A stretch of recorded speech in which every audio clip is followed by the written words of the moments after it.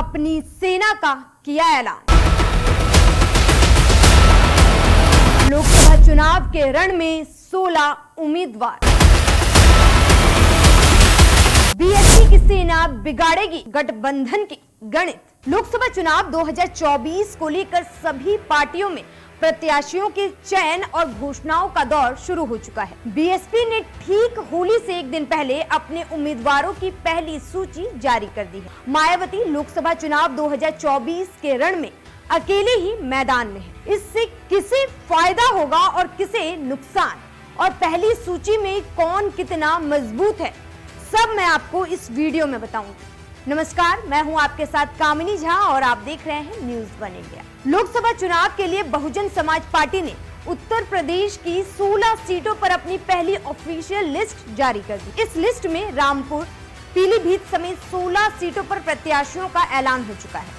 चलिए सबसे पहले आपको इन 16 सीटों पर बीएसपी के प्रत्याशियों की सूची के बारे में बता देते हैं। बीएसपी ने सहारनपुर से माजिद अली को मैदान में उतारा है, कैराना से श्रीपाल सिंह, मुजफ्फरनगर से दारा सिंह प्रजापति, बिजनौर से विजेंद्र सिंह, नगीना से सुरेंद्र पाल सिंह, मुरादाबाद से मोहम्मद इरफान सैफी, रामपुर से जिशान खान, वहीं संभल से शौलत अली और अमरोहा से मुजाहिद हुसैन को मैदान में उतारा है। मेरठ की अगर बात की जाए तो यहाँ पर देवव्रत त्यागी, बागपत से प्रवीण बंसल, गौतम बुद्ध नगर से राजेंद्र सिंह सोलंकी और बुलंदशहर से गिरीश चंद्र जादव को मैदान में उतारा है।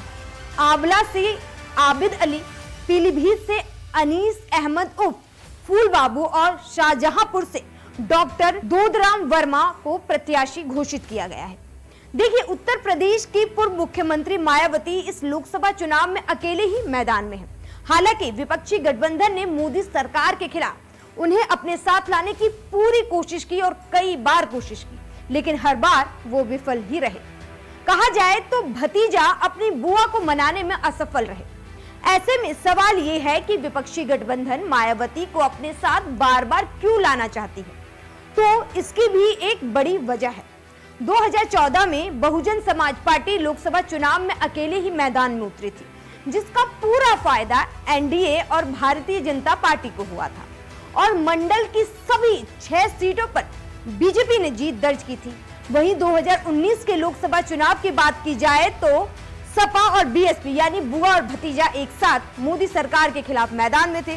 फिर क्या था, बीजेपी मंडल की एक भी सीट पर अपना खाता नहीं खोल पाई। सिर्फ मंडल की इन 6 सीटों की बात की जाए तो मुरादाबाद से 2014 में बीजेपी के कुंवर सर्वेश सिंह ने जीत दर्ज की थी, लेकिन 2019 में एसपी के डॉक्टर एसटी हसन ने जीत दर्ज की थी। इस बार बीएसपी फिर से अकेले मैदान में है और बीएसपी ने अपना उम्मीदवार मोहम्मद इरफान सैफी को बनाया है। वहीं अगर संभल सीट की बात की जाए तो यहां 2014 में बीजेपी के सतपाल सिंह सैनी ने जीत दर्ज की थी।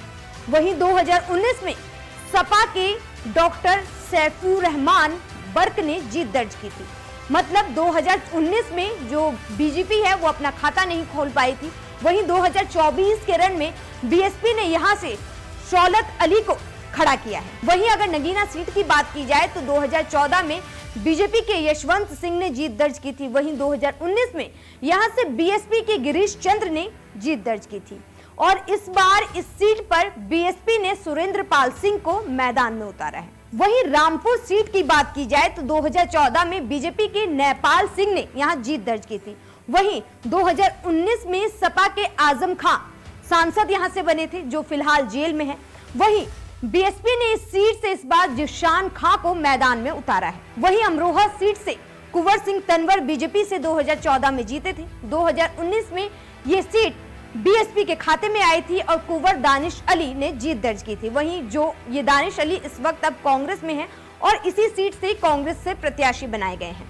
वहीं बीएसपी ने इस बार यहां से मुजाहिद हुसैन को खड़ा किया है। वहीं बिजनौर सीट की अगर बात की जाए तो यहां 2014 में बीजेपी के कुंवर भारेंद्र सिंह ने जीत दर्ज की थी और 2019 में ये फिर बीएसपी के खाते में गई थी और मलूक नागर ने यहां से जीत दर्ज की थी। इस बार बीएसपी ने विजेंद्र सिंह को यहां से मैदान में उतार दिया है। अब देखना होगा कि मंडल की इन 6 सीटों पर बीएसपी अकेले मैदान में आकर किसे फायदा पहुंचाती है और किसे नुकसान, या फिर 6 की 6 सीटें बीएसपी अपने नाम करेगी। लेकिन फिलहाल अगर अंदर खाने की बात की जाए तो बीजेपी और जो एनडीए है वो मायावती के इस चुनाव में अकेले लड़ने के फैसले से बेहद खुश दिखाई देती है, क्योंकि उसे पता है कि जातीय जो समीकरण जो उत्तर प्रदेश में सबसे ज्यादा कहीं ना कहीं है, उसको लेकर जो वोट बैंक है वो बीएसपी और सपा के बीच वो बटेगा और इसका फायदा पूरी तरीके से बीजेपी उठाने की कोशिश करेगी। वहीं सपा और कांग्रेस का जो गठबंधन है